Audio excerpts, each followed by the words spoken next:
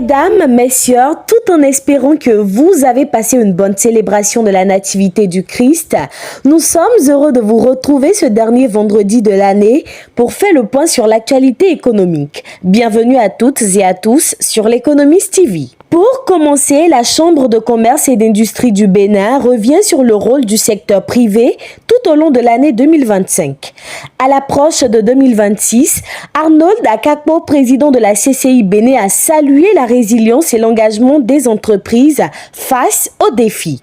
Malgré un contexte parfois difficile, le secteur privé a su maintenir la création de valeur et l'activité économique. La CCI réaffirme son engagement à accompagner durablement les acteurs économiques, insistant sur l'importance de la stabilité et de la cohésion pour un climat d'affaires favorable.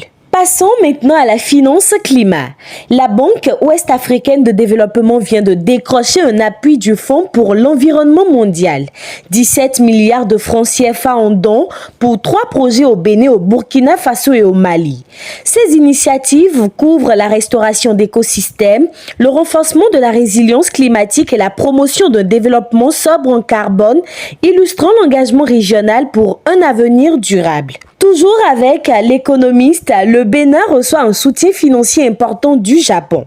À travers un prêt de politique de développement d'environ 28 milliards de francs CFA, ce partenariat vise à renforcer la gouvernance économique et à stimuler la croissance du secteur privé.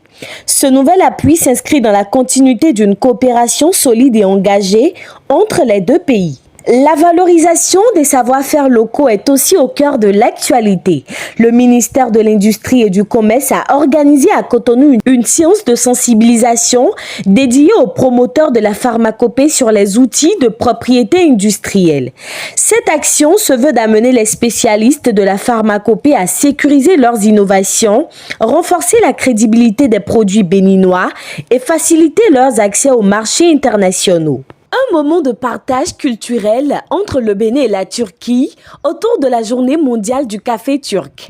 À Cotonou, cette célébration a réuni curieux et passionnés pour découvrir les rituels uniques liés au café turc.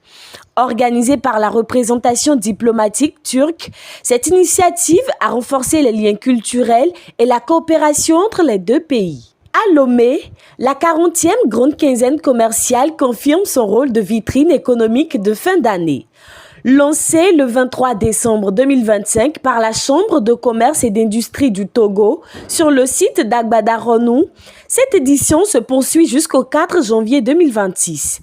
Elle rassemble plus de 220 stands et met un accent particulier sur le Made in Togo, offrant une plateforme de visibilité aux opérateurs économiques, PME et artisans, tout en favorisant les échanges commerciaux durant les fêtes. Enfin, l'appui aux filières d'exportation se renforce par l'accès aux intrants agricoles, rapporte l'Économiste du Togo dans le journal.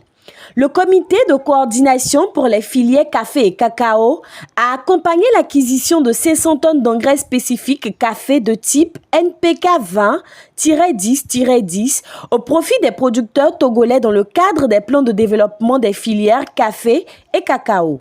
La remise officielle s'est tenue le 23 décembre 2025 à Palimé en partenariat avec la FUPROCA.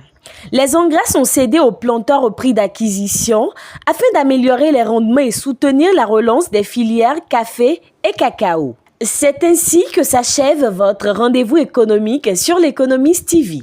Merci de votre fidélité tout au long de cette année, riche en défis et en opportunités.